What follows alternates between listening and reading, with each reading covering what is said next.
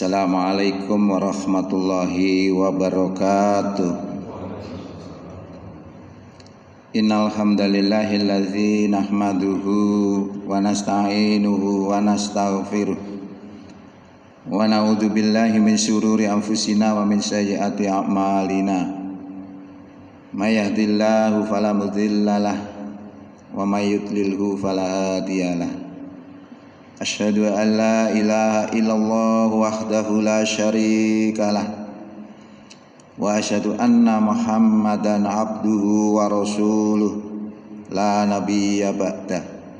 Allahumma shalli wa sallim wa barik ala Muhammad wa ala alihi wa sahbihi wa sallim ajma'in, amma ba'du. Hadirin jamaah Masjid Mujahidin rahimakumullah, syukur alhamdulillah di pagi ini kita bisa hadir untuk sholat subuh berjamaah yang dilanjutkan dengan kajian al-Islam. Mudah-mudahan kehadiran kita di pagi ini diterima sebagai amal soleh di sisi Allah Subhanahu wa taala.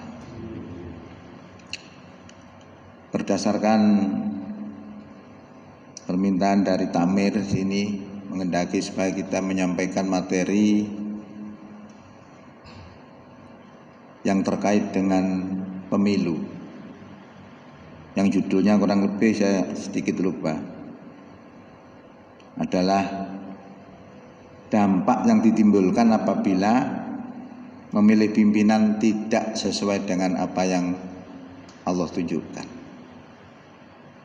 Jadi ini penting bagi kita, karena selama ini kita rata-rata umat Islam itu memahami Islam itu hanya 5 segi: syahadat, sholat, zakat, puasa, haji. Selesai. Di luar itu sudah bukan Islam. Nah, ini terkait dengan masalah itu semua sebenarnya adalah pemahaman agama. Pemahaman agama ini penting karena aktivitas kita dalam beragama itu sesuai dengan kepahaman kita.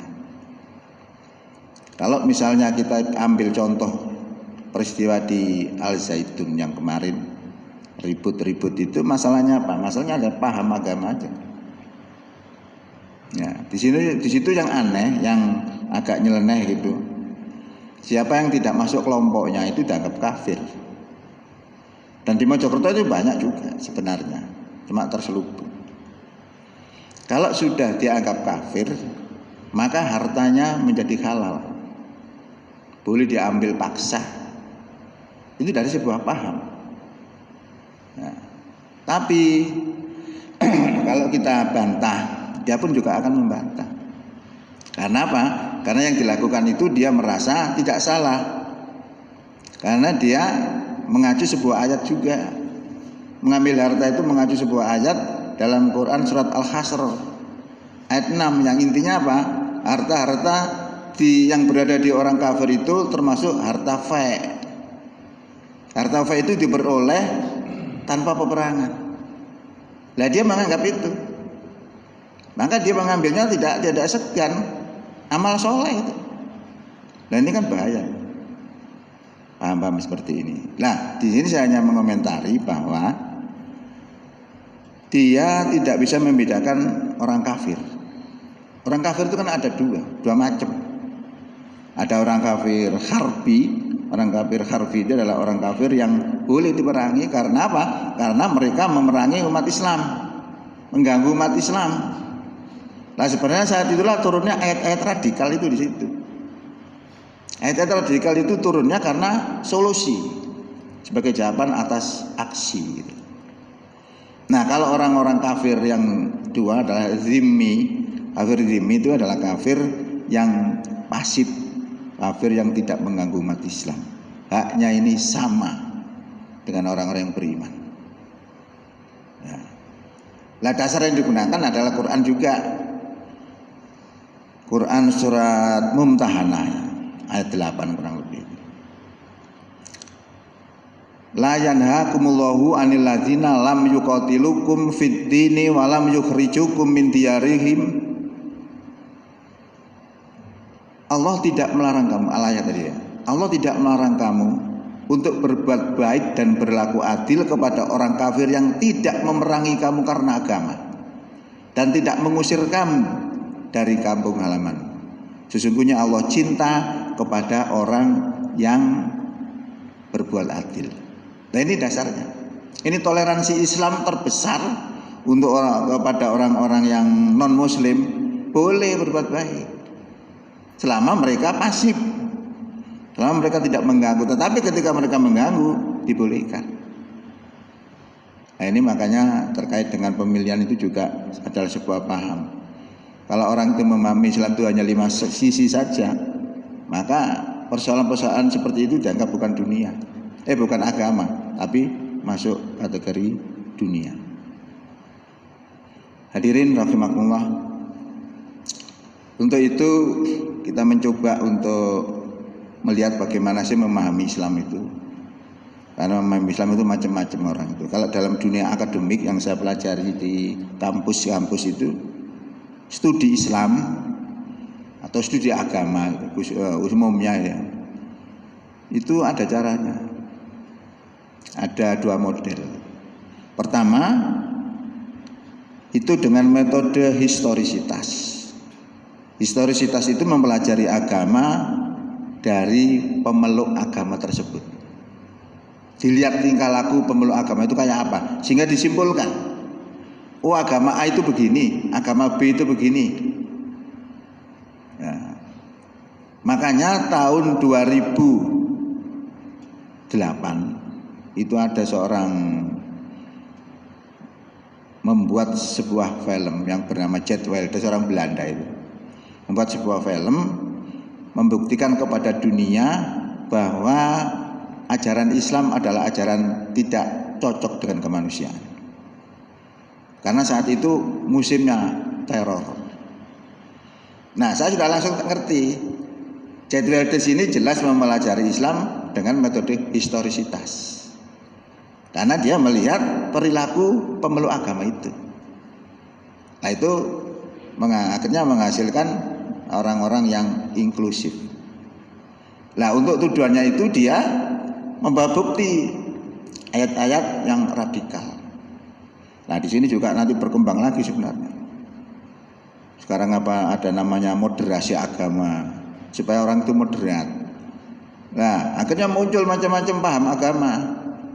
Ada paham agama Nusantara, ada paham agama keberkemajuan, ada paham Islam Pancasila, ada Islam moderat, ada Islam radikal, ada Islam teroris, macam-macam.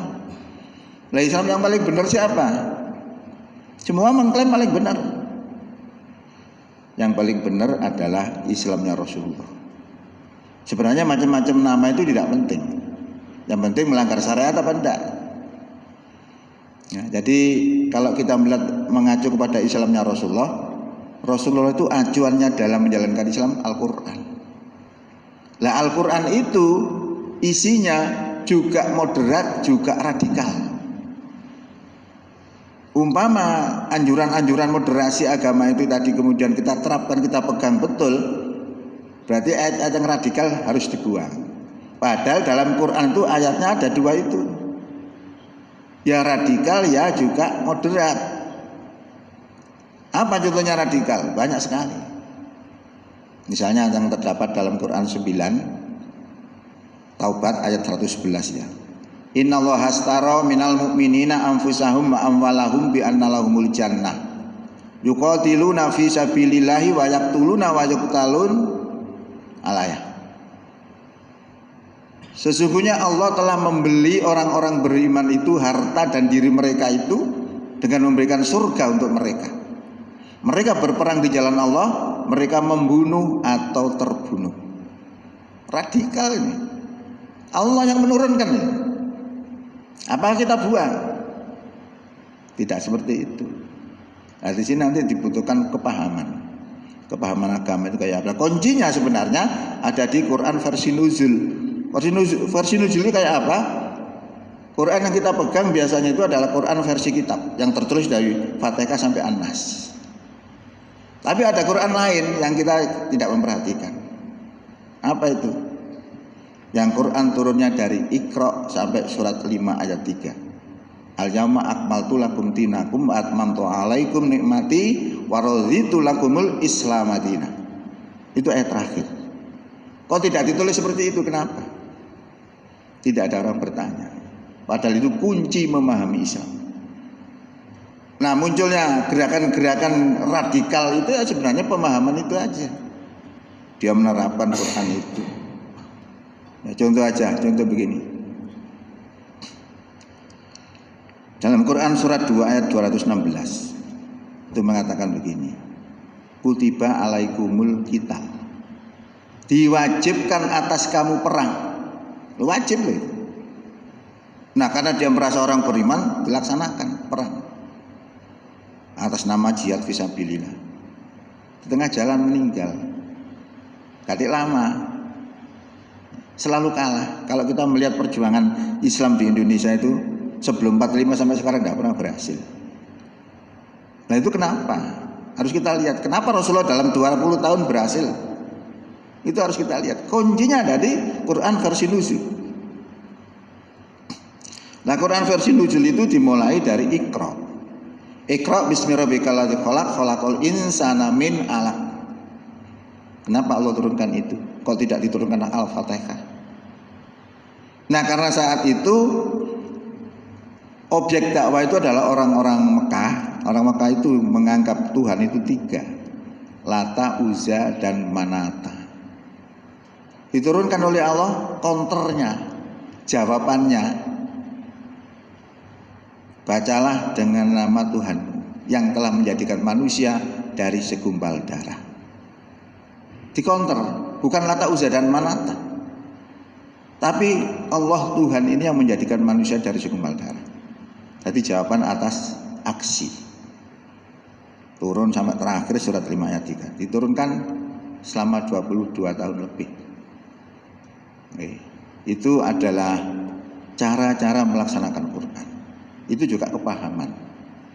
Maka gerakan-gerakan yang radikal teroris itu orang-orang bilang diatasi dengan kekerasan. Tidak bisa. Bukti apa? Terakhir bom di Bandung, ada kan? Bom di Bandung terakhir itu. Kok masih ada? Itu saya lihat orang-orang yang begitu itu sebenarnya seperti ibarat pohon pisang. Anak pohon pisang, wih teroris, disikat aja, dihilangkan, hilang seketika. Sak minggu muncul mana? Oh, ketok mana? Sak minggu muncul mana? Kenapa muncul terus pohon pisang itu? Karena akarnya masih ada, ideologinya masih ada. Dia melakukan itu jangan dikira remeh. Dia katakan itu amal solehnya mereka. Ya kita aja menganggap sesat. Nah, ini paham. Ya, supaya tidak tumbuh lagi, akarnya harus diambil. Permasalahannya apa? Kepahaman. Kalau kita bisa mengalahkan kepahamannya, itu selesai sebenarnya. Saya tahu persis bagaimana pikiran-pikiran orang radikal. Soalnya saya ini mantannya radikal. Ya, saya ini di penjara 7 tahun. Masalah radikal. Saya ngerti persis pikirannya kayak apa. Hingga saya itu sendiri mengatakan agama itu tidak menyembunyikan. Saya sampaikan apa adanya, tapi ada solusi. Solusinya apa? Solusinya adalah toleransi fil Islam. Nah, toleransi dalam Islam disebut tasamuh. Dan harus mengerti penerapan hukum Islam itu ternyata penerapannya harus melihat sikon. Sikon ini normal atau tidak. Misalnya, kalau kita makan babi, itu kan dilarang. Sapa sing mangan dosa. Itu dalam keadaan normal. Tapi kalau keadaan tidak normal, boleh dimakan. Famanitu roh ghairu baghin wala adin fala isma alaihi. Jadi kalau kita ditanya, orang itu makan babi karena terpaksa melanggar atau tidak? Ya tidak. Bahkan dapat pahala. Loh kok bisa? Lah melaksanakan aturan Allah kok. Nah ini pentingnya. Jadi pentingnya gambaran-gambaran itu, paham agama itu penting. Semua itu terjadi karena pahamnya. Nah, kita kembali lagi pada masalah tadi. Yang kedua, mempelajari agama itu dengan historisitas. Bukan historisitas, normatif, normatif. Normatif itu mempelajari agama dari sumber teks aslinya agama tersebut. Kalau kita ingin belajar agama Nasrani, ya belajar dari kitabnya, jangan dari orangnya. Kalau kita belajar dari orangnya, maka kita akan menghasilkan atau dengan metode sistem historisitas tadi tidak bisa komplit. Tapi kalau dengan metode normatif dari sumber teks aslinya akan mendapatkan pelajaran yang objektif. Nah, Islam itu ajaran atau sumber teks aslinya adalah Quran dan Sunnah. Nah, ini juga mengacu kepada sabda Nabi, taraktu fikum amro ini ma in tamassaktum bihima lan tadillu abada kitaballahi wa sunnata rasulillah. Aku tinggalkan kepada kamu dua perkara. Jika kamu berpegang pada keduanya, lan tadillu abada. Lan itu lam sama nun, itu beda dengan la biasa. Lan itu menekankan sekali-kali tidak akan. Sekali-kali kamu tidak akan tersesat selama-lamanya, yaitu Quran dan As-Sunnah. Ya, jadi itu kalau kita mau mempelajari agama dengan metode normatif, itu akan kita temukan satu masalah akidah. Nah, akidah itu adalah fondasi. Ya, kalau bangunan ini masjid ini mesti ada fondasinya. Fondasinya kuat, kokoh ini berdirinya. Nah, fondasi dalam Islam itu namanya akidah. Bangunannya apa? Bangunannya namanya Islam. Makanya kalau fondasinya ini kuat, Islamnya mesti kuat. Ya, satu itu apa yang diajarkan di situ adalah masalah tauhid. Bertuhan itu harus tauhid, jangan tidak tauhid. Kalau tidak tauhid lawannya apa? Itu namanya musyrik. Allah itu paling benci kepada orang yang musyrik. Bahkan di dalam Quran surat 4 ayat 48, Allah tidak akan mengampuni dosa syirik. Dan dia mengampuni dosa selain syirik 5 yasa kepada siapa yang Allah kehendaki. Itu maksudnya jangan kita mati dalam keadaan syirik, tapi matilah dalam keadaan Islam. Wala tamutunna illa wa antum muslimun. Itu dua. Kemudian yang nomor 2 adalah syariah. Syariah itu terdiri dari 2, ada hablum minallah, hubungan manusia dengan Allah. Itu masuk ubudiyah. Kemudian yang kedua adalah hablum minan nas. Nah, hablum minan nas ini juga ada dibagi 2 juga, ada hukum perdata dan ada hukum publik. Hukum perdata ini meliputi waris, meliputi macam-macam itu yang berkaitan dengan hubungan manusia dengan manusia. Ada lagi yang namanya publik, ya, itu mengatur hubungan manusia dalam bernegara, manusia dengan pidana, manusia dengan hukum perang dan damai dan sebagainya. Tapi yang seperti ini kalau di Indonesia itu dipilih, dipilih. Oh, ini dipakai, ini enggak. Contoh, kalau di Indonesia itu masalah hablum minan nas, misalnya zakat, oke, diterima karena ada fulusnya. Ya, pernikahan boleh, macam-macam itu bisa. Tetapi kalau masalah pidana tidak akan diterima. Itu berarti sebagian diimani, sebagian dikufuri. Nah, yang seperti ini juga diancam sebenarnya oleh Allah. Hanya kalau kita mau menerapkan Islam betul itu sulit. Tapi ada jalan keluarnya. Kalau kita terapkan Islam itu secara murni, kita akan berhadapan dengan aturan negara. Kalau tidak kita laksanakan, kita berhadapan dengan Islam. Sulit. Jadi itu sebenarnya adalah terkait dengan hukum publik tadi yang di Indonesia itu dikufuri sebagian dan diimani sebagian. Kalau itu terjadi, maka Allah sudah peringatkan. Afatu minuna bi ba'dil kitab wa takfuruna bi ba'd. Fama jazaa'u may yaf'alu dzalika minkum illa khizyun fil hayatid dunya wa yaumal qiyamati yuradduna ila asadil azab wa mallahu bighafilin amma ta'malun. Apakah kamu beriman kepada sebagian kitab dan kafir kepada sebagian lainnya? Tidak ada balasan bagi orang yang berbuat demikian di antara kamu kecuali kehinaan di dunia, dan pada hari kiamat kamu akan dikembalikan kepada seberat-beratnya siksa, dan Allah tidak lupa terhadap apa yang kamu kerjakan. Tidak boleh, ini merupakan prinsip beragama. Standar kita beragama itu begitu, tidak boleh pilih-pilih ayat, harus terima semuanya.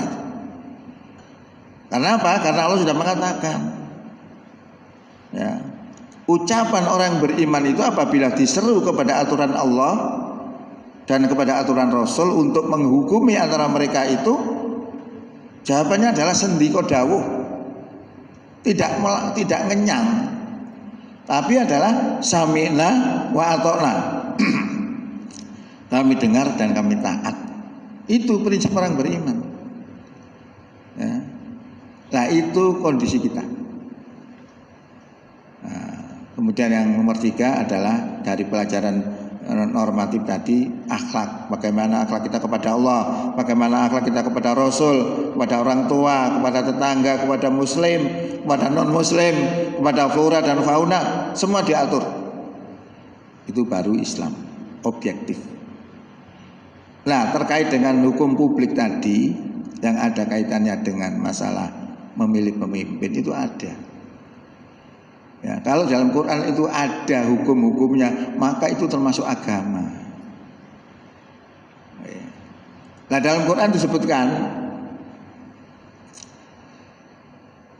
ya ayyuhalladzina amanu, wahai orang beriman, la tatakhidul kafirina auliya min dunil mu'minin. Hai orang yang beriman, jangan kamu jadikan orang kafir sebagai pemimpin selain daripada orang beriman.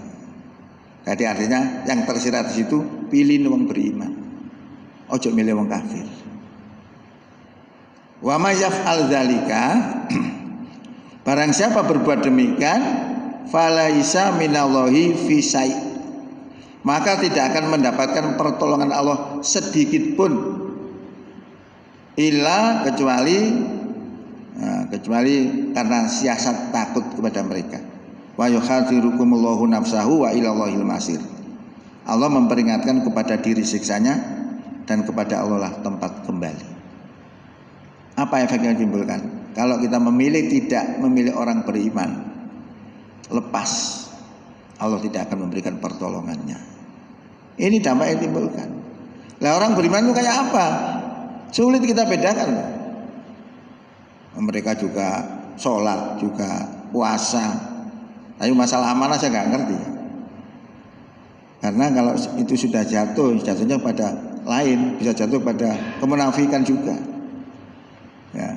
Orang beriman itu, kalau menurut Rasulullah, al-aminu billah, iman kepada Allah itu iqraru bilisan, diucapkan dengan lisannya, asyhadu alla ilaha illallah, kemudian dibenarkan dengan hatinya. Antara mulut dan hati harus sinkron. Apa ada mulut dan hati tidak sinkron? Ya bisa, Pak, banyak juga. Kalau kita menangkap pencuri, biasanya dicuri apa? Nggak ngaku ya. Kamu mencuri apa aja? Mencuri uang, dia bilang bukan uang. Mulutnya artinya nggak sama. Tapi iman itu mulut dan hatinya harus sama. Lalu dibuktikan dengan perbuatan. Wa amalu bil arkan. Dari 3 item ini iman. Kurang 1 saja, belum dikatakan iman. Panjangan tahu Quran surat 2 ayat 8 mengatakan begini. Wa minan nasi may yaqulu amanna billahi wa bil yaumil akhir wa ma hum bimu'minin. Di antara manusia ada yang mengatakan kami beriman kepada Allah dan beriman kepada hari kiamat.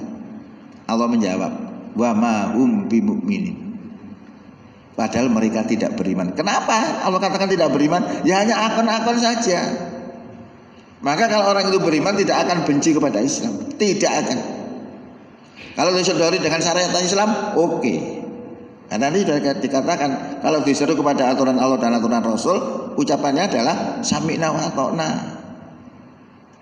Itu jadi orang beriman itu begitu. Itu yang harus dipilih. Kalau orang-orang itu ngaku iman tapi gak seneng sama Islam, jangan dipilih. Dosa namanya. Ya, panjenengan lihat orang itu bagaimana setiap harinya, bagaimana dia pembelaan kepada Islam, bagaimana cintanya kepada Islam. Itu baru tolak ukur paling gampang gitu ya. Jadi gak item itu. Jadi siapa tidak memilih orang beriman, maka Allah lepas memberikan pertolongan. Bahkan kalau kita memilih orang Yahudi, kita akan sama dengan mereka. Ya ayyuhalladzina amanu la tattakhidul yahuda wan nasara auliya. Wahai orang beriman, jangan kamu jadikan Yahudi dan Nasrani sebagai pemimpin. Ba'duhum auliya ubad. Sebagian mereka itu pemimpin pada sebagian lainnya. Wa may yatawallahum minkum. Barang siapa yang condong kepada Yahudi Nasrani di antara kamu, fa innahu minhum. Maka sesungguhnya orang yang condong kepada Yahudi Nasrani tadi minhum, bagian daripada Yahudi dan Nasrani. Itu ancaman-ancaman Allah. Makanya agama kita tuh hebat, ngurus sembarang kalir. Pemilu aja lo ada. Lalu luar biasa ini ya. Jadi saya itu juga bangga dengan Islam, ternyata aturannya itu komplit semua. Pokok-pokok gitu ada. Lah orang lain menganggap itu bukan agama, maka daya tarik mereka kepada memilih orang beriman itu tidak ada. Sehingga orang begitu disuap gampang. Nah ini pemikiran-pemikiran kita umat Islam itu ke tahun depan ini harus sukses. Kalau enggak ya kita nasib kita sama aja, pancet. Orang-orang baik semakin menjauh dengan politik. Nah mereka senang. Kalau yang pejabat-pejabat itu bukan orang-orang beriman, sudahlah kebijakannya mesti jelek. Contoh zamannya SBY dulu ya, ada namanya menteri bernama Mas Piamboi. Mas Piamboi itu seorang Menteri Kesehatan. Dihadapkan dengan persoalan apa? Persoalan itu banyak remaja-remaja itu hamil.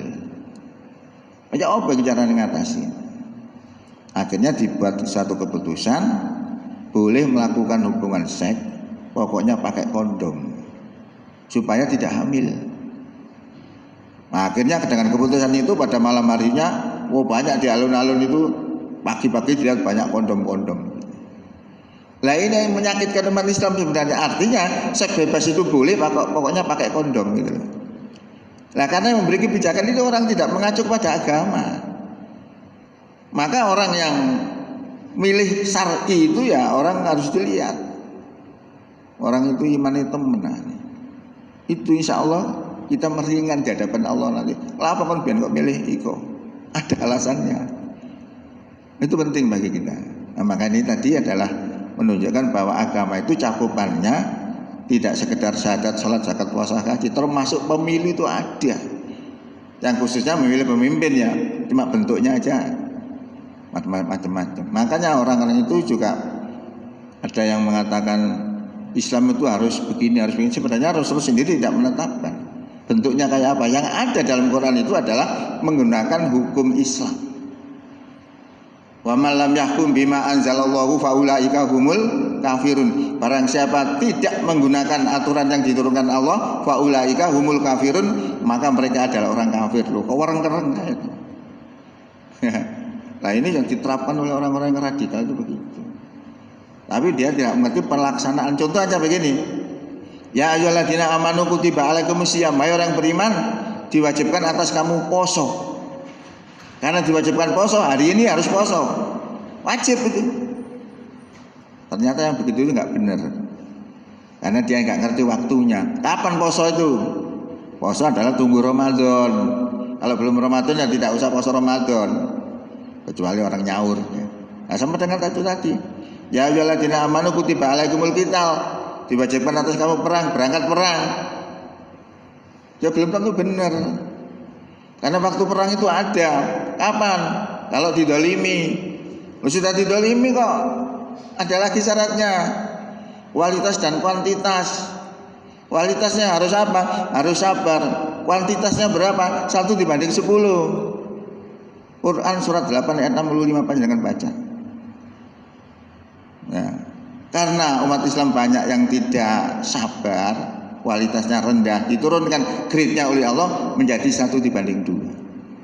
Maka jangan heran orang-orang yang mengatasnamakan jihad fisabilillah kok selalu kalah, karena tidak melihat faktor ini, faktor kualitas dan kuantitasnya. Wong 1000 ngelawan 600.000 kalah, berarti 1:600. Padahal idealnya itu 1:10. Nek rendah 1:2. Makanya perangnya Rasulullah itu pertama adalah perang Badar, itu di Madinah. Jumlahnya orang beriman itu 300 ponjolidik gitu. Perang lawan 1000, menang kaum muslimin. 1 banding berapa ya? 1:3. Lalu 1:10 yang menang kok malah 1:3. Lah orang-orang yang mengadakan kekerasan itu tidak melihat itu, makanya bolak-balik kalah ini. Lah kalau belum sampai ya sampai hari kiamat tidak ada masalah, tidak usah dilakukan.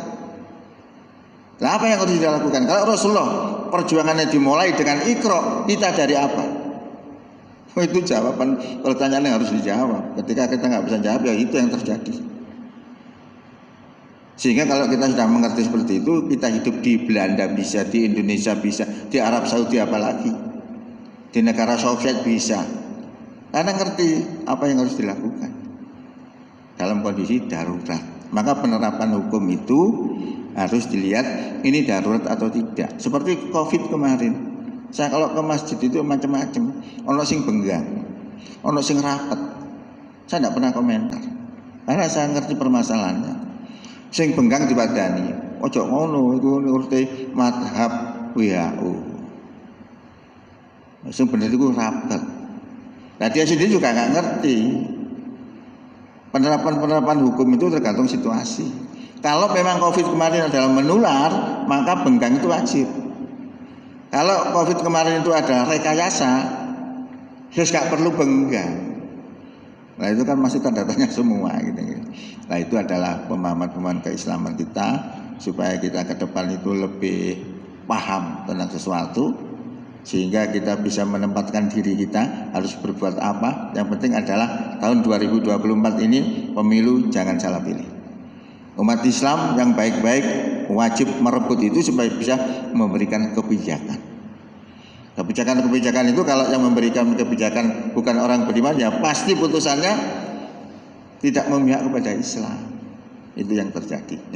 Jadi itu yang kami sampaikan, mudah-mudahan bisa memberikan pencerahan kepada kita, memberikan wawasan kepada kita, dan mudah-mudahan bisa merubah pandangan kita untuk berjuang di dalam Islam itu lebih benar lagi.